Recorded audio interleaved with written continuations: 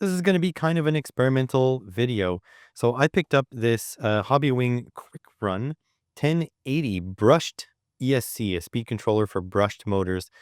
And I want to run it at, I don't know, about 40 amps. And this says it's rated for 80. So I thought, okay, that's fine. I'll buy it. And peak is 80. I don't know what the constant rating is, but according to their little sheet they sent with it, the constant is 80 and the peak is 400. So I need to test this out. So here it is. I'm not sure if I'll be able to test it out, but I think I'm going to put it onto an electronic load and see if we can just drive it with my servo tester. And I won't be able to pull 80 amps. I just don't have any capabilities to measure that much or to pull that much. But we're going to try our best and we'll see what happens. Like I said, just an experimental video today. So here is my methodology. I've got my A-Torch 600 watt electronic load set to constant resistance mode. I'm going to see what 20 milliohms gives us. It should give us enough headroom to go up to like the mid 40s worth of current. This thing works up to 12 volts. I think it's a 2 to 3 cell LiPo. That's about 12 volts. So I'm going to be feeding it 12 volts from the big lithium battery that I made a video on. So you can check out that video in the description if you want to see what we're working with. And I'm going to use my servo tester to activate the power to it. And I'm going to see if we can, slowly ramp up the power until we get to, 600 watts. This is what I'm going to have as a max. Sadly, you won't be able to see the reading on here because the screen is just very dim, but I will be calling out as much as I can. So let's get that set up. Oh, and I don't have a lot of faith also because it comes with these really crappy barrel motor connectors. These are like really low end, which is another thing that makes me doubt the current handling capabilities of this thing. But I will be shoving my banana plugs through it, and then the banana plugs will go directly to here. I don't have 4-wire measurement set up. It just is what it is. Let's make it work. I genuinely don't have any idea how this is going to work. So it is what it is. You're just along for the ride. And no matter what happens, you guys will think that I'm lying about it. So you guys can go check out my live streaming channel in the description below. And you can actually see me literally try this for the first time live. So here goes. This is a fused lithium battery. So it should be okay. Okay, no explosion. That's good, but I need to power this on, this thing on. It will give the 5 volts to this, which will start letting us control the servo. And let's see what happens. So power on. Okay, now I don't remember which mode is which, so let's see if this does anything. Nope. Maybe I should connect a servo to see what's going on here. I just want to make sure that we're sending power in the right place and ground in the right place. So let's hook this up. Oop, here we go. And okay, that is not. Oh, okay, here's the control. So now we're down all the way to the bottom and all the way to the top. So I can unplug this servo now. And we can turn on the load and see what happens. It says over 600 watts. Oh, here we go. Oh, I see we were at full throttle there, I think.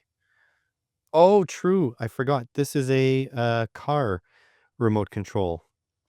So that means that this has a center as the throttle. So going this way, I can get 5 watts, 6 watts, 7 watts. It doesn't let us go any further. Go in the other direction. No, won't let us do in reverse.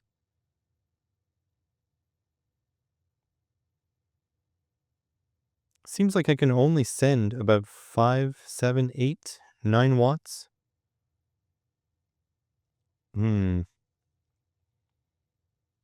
wondering if maybe... Oh, actually, it's off now. Turn it on. Maybe that would be better. Here we go. Okay, we got 5 amps. Gonna go a little bit further. Oh, over 600 watts. And the overpower protection has cut on.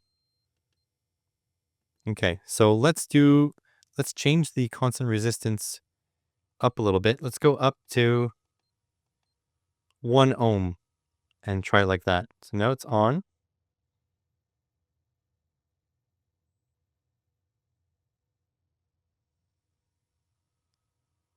Three amps, 5 amps,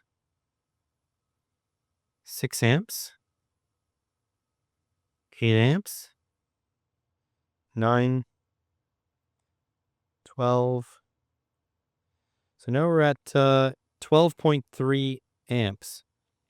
So that's good. Temperature should be written over here somewhere. 27. It's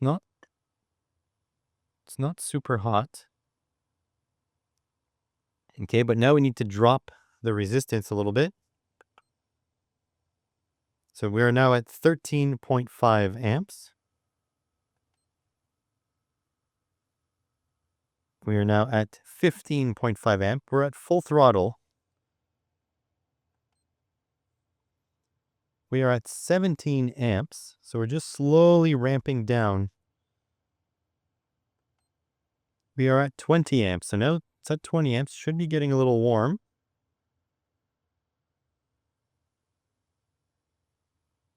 Okay, let's check these connectors for heat.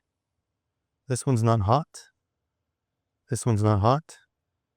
This one's not hot. That's good. All right, let's go down even more. I'm going to move down to the last decimal here. So 55 milliohms, 20 amps of current draw. This is good. So far, so good. 50 milliohms, 22 amps.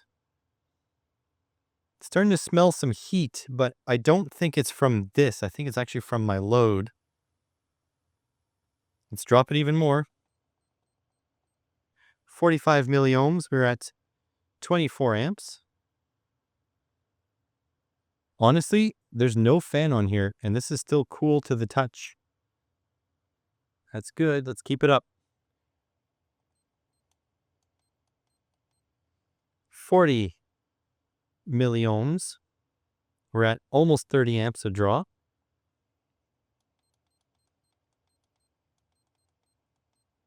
30 milliohms. We're at 35 amps of draw. We are dropping voltage now, big time. So where are we dropping that voltage?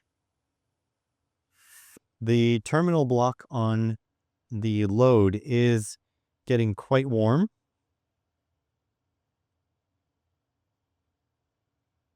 These connectors, not too bad. These are really not as bad as I thought.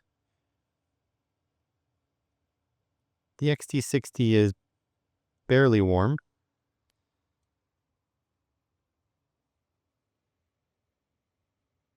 Terminal on the lithium cell, not bad at all.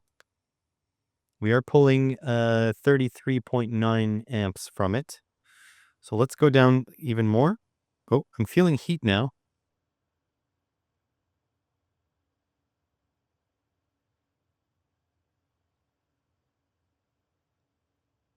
These 12 gauge wires are getting warm. Warm to the touch, not hot. 25 milliohms, we're at 40 amp draw. This is honestly where I would use this the most, around the 40 amp mark.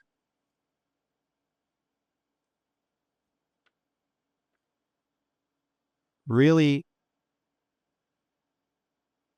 Most of the heat is coming from these banana pins over here. And this terminal block is getting quite hot. I'm going to push it a little bit further. Oh, we went over 600 watts.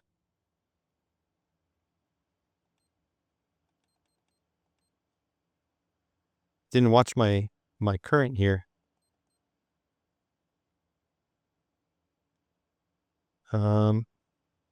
Where's the watts? There. It's not that. Oh, wait. Okay, the speed controller went a little cuckoo. No, we're not able to power it. So the speed controller may have went into protection. There we go. I wasn't checking my watts. Oh, it's not letting me.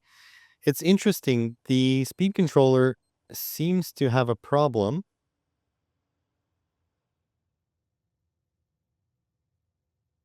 Here we go. When you have too low of a resistance. Yeah. Oh, and this is off. Well, that explains that. I forgot my electronic load would have shut itself off. Okay, what's my watts here? 300 watts. All right. Let's go down, but keep an eye on the watts, on the power. So that's 400 watts. Nope, it said over.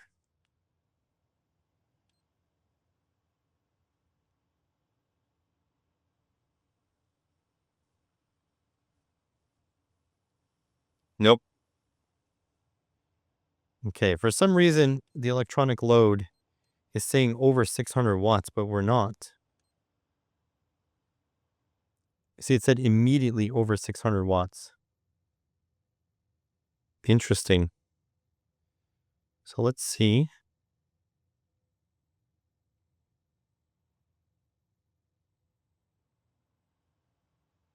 Okay, here we go. Oh, over current protection over 40 amps. Seems like these two both have protection circuits and they're fighting each other. It's making it hard for me to ramp it up to high enough current. So there's 30. That's on.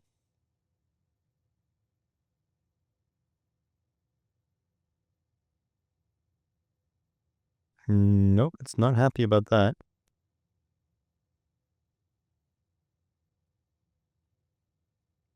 Yeah, both of these things have overcurrent protection that's fighting each other. Turn it off and back on.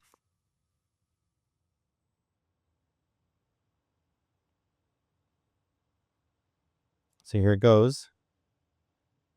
So we can't go over 40 amps on this. Okay, there we go. So I think that's the problem. It was going up over 40 amps, so we can't go over 40. So there's 39, so we could pull 39 amps. I'm very impressed because this is still ice cold. I mean, not ice cold, but colder than my hand. We are getting a large voltage drop. These terminal blocks are getting very, very hot. But that's incredible. We are pulling a lot of current out of this thing. And honestly, the heat is not coming from here. The heat is coming from my electronic load. Well, I'll be dipped. Well, I mean, I don't really know what to say. I didn't expect great things out of this. It is a little bit on the pricier side as far as brushed speed controllers are concerned, but it is very difficult to find a good quality brushed speed controller as most of the RC world has moved on already to brushless motors. But there are some things that just aren't available in brushless. And on top of that, since this is a brushed speed controller, you can do things like control the intensity of a giant LED, for example, or you can drive an electronic load to test to see if it's good.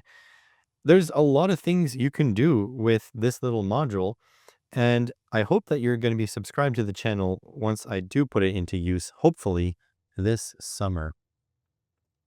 Link in the description for one of these if you want to get one, because they are a little hard to find in this quality. And thank you for watching.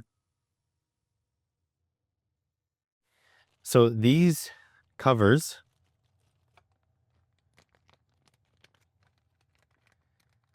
they are a pain to cut out. See, they're solid.